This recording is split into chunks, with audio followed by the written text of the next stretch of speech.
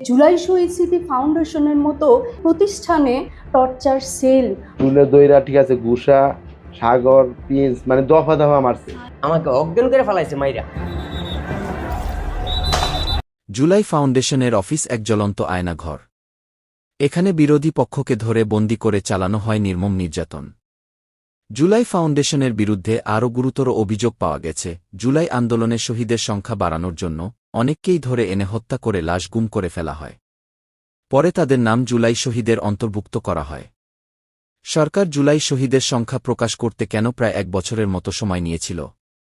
তার পেছনে এই জুলাই ফাউন্ডেশন। জুলাই ফাউন্ডেশনের নেতারা এই টর্চার সেল নামের আয়নাঘরে অনেক ছাত্রকে হত্যা করে পরে তাদের নাম জুলাই শহীদ তালিকায় পাঠিয়েছে। এরপর সরকার জুলাই শহীদের তালিকা প্রকাশ করেছে। এছাড়াও ছাত্রলীগ, যুবলীগ সহ আওয়ামী সমর্থক অনেককেই ধরে এনে জুলাই ফাউন্ডেশনের অফিসে নির্যাতন করে হত্যা করার অভিযোগ আছে।